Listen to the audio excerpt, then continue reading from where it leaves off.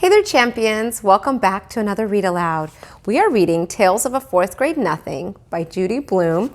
We are on chapter 4, My Brother the Bird, and we're on part 3. So it's a long chapter, so it's broken up into parts.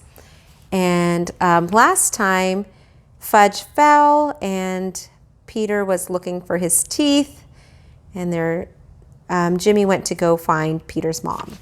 So here we go. Jimmy must have met my mother on her way back to the park because it only took about 2 minutes for her to get there. By that time, a whole crowd of kids had gathered around us. Most of them were crawling on the ground like Sheila, looking for Fudge's teeth. My mother picked up Fudge. "Oh, my baby, my precious, my little love." She kissed him all over. "Show Mommy where it hurts." Fudge showed her all his boo-boos. Then he said, "All gone." "What's all gone?" my mother asked. "His top 2 front teeth," I said. "Oh no," my mother cried. "Oh, my poor little angel." Sheila sniffled and said, "I just can't find them, Mrs. Hatcher. I've looked everywhere, but Fudge's teeth are gone." "He must have swallowed them," my mother said, looking into Fudge's mouth. "Oh, Mrs. Hatcher, how awful! I'm sorry. I'm really very sorry," Sheila cried. "What will happen to him?"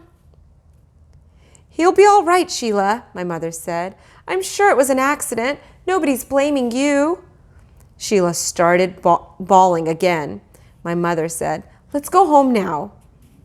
I thought my mother was being pretty easy on Sheila.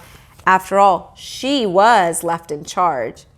When we got home, Mom washed Fudge's cuts and scrapes with peroxide. Then she called Dr. Cone. He told her to take Fudge to our dentist. So my mother called Dr. Brown's office and made an appointment for the next day. When that was done, she gave Fudge some socks to play with. I went into the kitchen to have a glass of juice. My mother followed me. "Peter Warren Hatcher," she said, "I'm sorry that I can't trust you for just 10 minutes. "Me?" I asked. "Trust me? What's this got to do with me?" My mother raised her voice. "I left your brother with you for 10 minutes, and just look at what happened to him. I'm disgusted with you." "It was Sheila's fault," I said. "You said Sheila was in charge, so how come you're mad at me and not Sheila?" "I just am," my mother shouted. I ran to my room and slammed the door. I watched Dribble walk around on his favorite rock.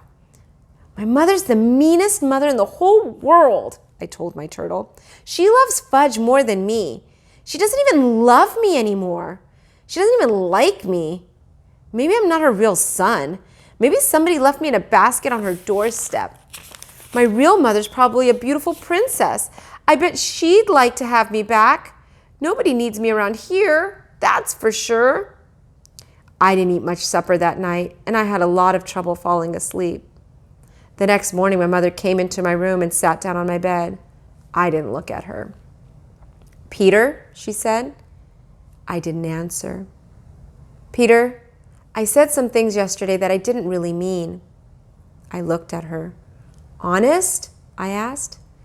"Yes. You see, I was very upset over Fudge's accident, and I had to blame somebody, so I picked on you." "Yes," I said, "you sure did."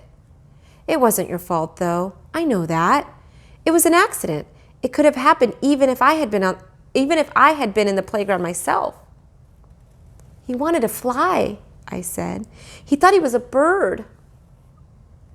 "I don't think he'll try to fly again," my mother said. "Me neither," I told her.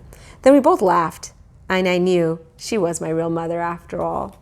And that's the end of chapter 4. Chapter 5 is called The Birthday Bash, so we'll see what that's all about.